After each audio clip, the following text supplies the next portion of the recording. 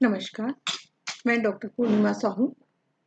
आज आपके सामने लोक अर्थशास्त्र सेमेस्टर 4th का यूनिट 5th का एक हिस्सा जिसको हम FRBM एक्ट के नाम से जानते हैं, इसका पहला हिस्सा मैंने पहले वीडियो में डाला था। आज हम उसी का दूसरा हिस्सा, जिसमें कि हम समीक्षात्मक मूल्यांकन के रूप में देखेंगे, अर्थात FRBM एक्ट का समीक्षात्मक मूल्यांकन।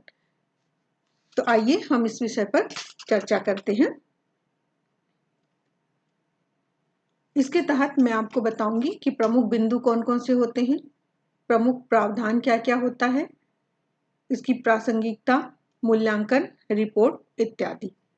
जैसा कि हम जानते हैं कि लोक अर्थशास्त्र में वित्तीय दायित्व और बजट प्रबंधन कानून 2003 से बना हुआ है, और इस कानून को जब भारत सरकार ने लागू किया तो उन्होंने वित्तीय अनुशासन का उद्देश्य उनके सामने था, घाटे को कम करने का अनुशासन था, माइक्रो इकोनॉमिक मैनेजमेंट को बढ़ावा देने का उद्देश्य था, उसी तरह से पारदर्शी तंत्र की स्थापना करना था, वित्तीय स्थिरता को सुनिश्चित करना था और बढ़ते हुए कर्ज को कम करना, अर्थात सार्वजनिक ऋण जो हम ज्यादा ले रहे थे, उसकी मात्रा में वृद्धि होती चली जा रही थी, उसको यहाँ पे कम करना था। तो ये सारे हमने पहले वीडियो में अध्ययन किया है, फिर भी हम इसको एक बार थोड़ा सा दोहरा लेते हैं। तो इसी के तहत प्रमुख प्रावधान क्या क्या थे, इसको हम पहले देखते हैं। सबसे पहली बात आती है राजस्व घाटा को सकल घरेलू उत्पाद के 0.5% के अनुपात में प्रत्येक वर्ष कम करते हुए 2007-8 तक समाप्त करना, यानी राजस्व का घाटा जो हमारा ज्यादा हो रहा था उसको समाप्त करना 2008 तक, ये हमारा प्रमुख प्रावधान था। उसी तरह से राजकोषीय घाटे को जीडीपी के 0.3% के अनुपात में कम करते हुए 7-8 तक 3% तक लाना, ये भी एक प्रावधान के रूप में हमने देखा था। इसी तरह से सार्वजनिक तथा राज्य सरकार के लिए केंद्र सरकार द्वारा गारंटी प्रदान करने वाली राशि की सीमा तय करना भी एक प्रावधान या उद्देश्य के रूप में हमने रखा था। इसी तरह से सरकार अपने खर्चों को पूरा करने के लिए आपदा जैसी कुछ स्थितियों के अलावा अन्य परिस्थितियों में आरबीआई से उधार नहीं ले सकती, यह भी एक शर्त रखा गया था।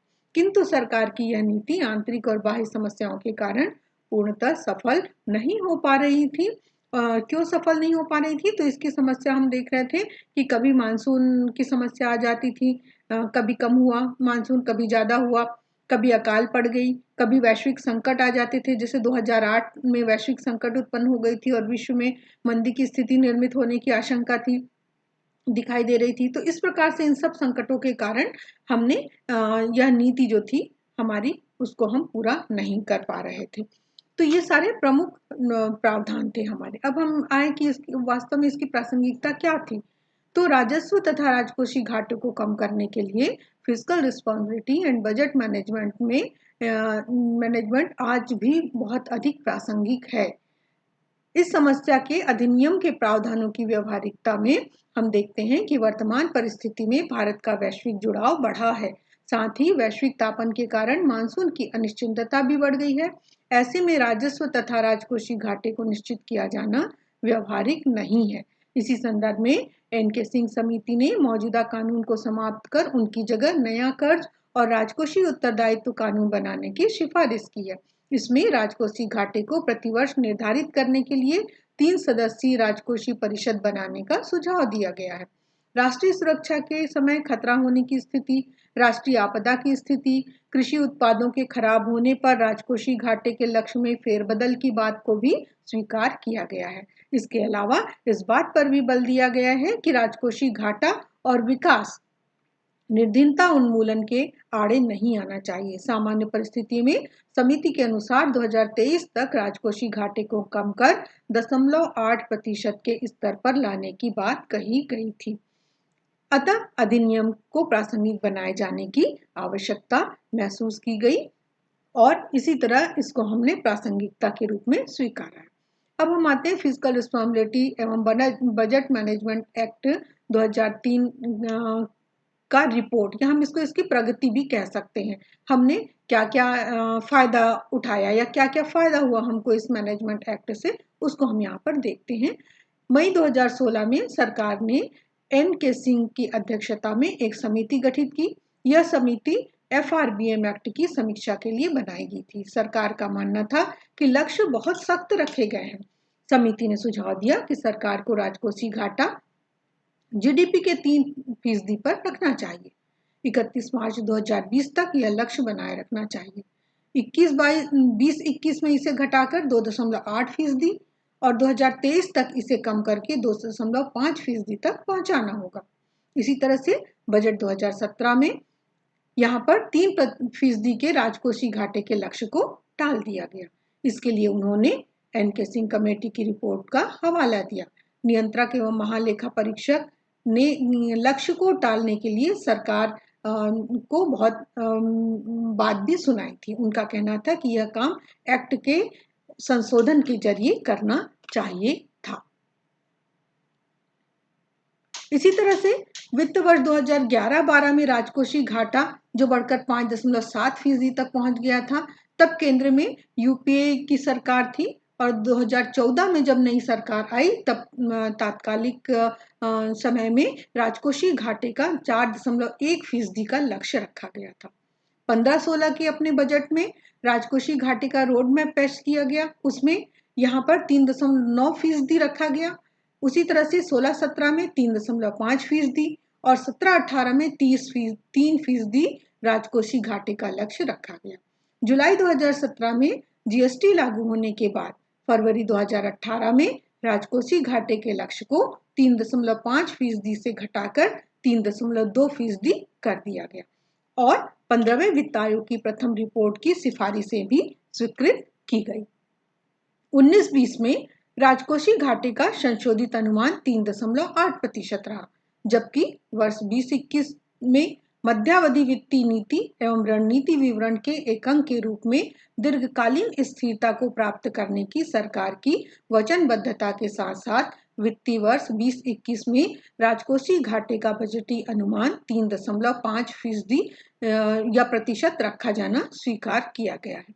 लक्षित वित्तीय आंकड़ों की विश्वसनीयता और पारदर्शिता को सुनिश्चित करने के क्रम में यहाँ पर विश्वास दिलाया गया कि FRBM अधिनियम के अनुरूप कार्य प्रणालियों को अपनाया जाएगा। इसी तरह से सामाजिक आर्थिक आवश्यकताओं और सार्वजनिक संसाधनों के अधिकतम उपयोग के लिए केंद्र द्वारा प्रायोजित योजनाओं और केंद्रीय क्षेत्र की योजनाओं की समीक्षा की भी आवश्यकता महसूस की गई। इसी तरह से 2021 के लिए पूंजीगत व्यय में 21% की वृद्धि का प्रस्ताव दिया गया था। बजट में दीर्घकालीन अत्यधिक आवश्यकता वाली वित्तीय कंपनियों के बुनियादी ढांचे को विशेष निधि के रूप में 22,000 करोड़ रुपए की घोषणा की गई। मूल्यांकन रिपोर्ट को हमें अनुमानित आंकड़ों के द्वारा भी यहाँ पर प्रदर्शित कर सकते हैं। इस सारणी में यहाँ पर हम देख रहे हैं कि 3 तरह की बिंदुओं को लेंगे, पावतियां, व्यय और शुद्ध बाजार उधारी। उसी तरह से 19-20 के संशोधित अनुमान लाख करोड़ रुपए में और 20-21 बजट अनुमान लाख करोड़ रुपए में, अर्थात पावतियां यहाँ पर 19-20 में 19.32 और उसी तरह से 20-21 में 22.46% की संभावना के रूप में देखी जा रही है। उसी तरह से व्यय को देखें हम तो यह 26.99 19-20 में लाख करोड़ रुपए का है, जबकि 30.42 लाख करोड़ रुपए 20-21 के लिए संभावित है।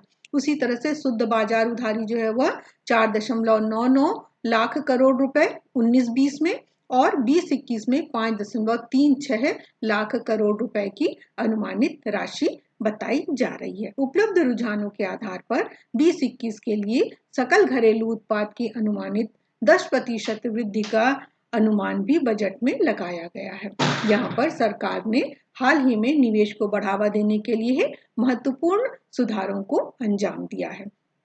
सहकारी संघवाद की भावना को मजबूत करने के महत्व पर भी बल देते हुए यहाँ पर यह घोषणा की गई है कि महत्वपूर्ण उपाय के रूप में 15वें वित्त आयोग की प्रथम रिपोर्ट की सिफारिशों को भी स्वीकार कर लिया गया है। तो इस तरह से हम यहाँ पर हमने देखा कि fiscal responsibility and budget management act का मूल्यांकन जो है वह हम अनुमानित रूप से 18, 19, 19, 20, 20, 21 को अनुमानित रूप से आंकड़ों के रूप में हमने यहाँ पर देखा। तो इस तरह से physical responsibility and budget management act जो है वह यहाँ पर अपनी पूरी तरह से प्रणाली के आधार पर कार्य कर रही है, लेकिन फिर भी हम देखते हैं कि इनका फोकस केवल केंद्रीय बजट पर दिखाई देता है। राजस्व घाटे को कम करना हमारा उद्देश्य है या बजट का उद्देश्य है। उसी तरह से चक्रीय लचीलेपन को भी यहाँ पर स्वीकार करना होगा। तो यदि हम इन सब चीजों को ध्यान में रखते हैं तो यहाँ पर बजट मैनेजमेंट एक्ट बहुत ही अच्छी तरह से काम करेगा और सफलतापूर्वक हम विकास के पथ पर, हमारा देश विकास के पथ पर आगे बढ़ता चला जाएगा। धन्यवाद।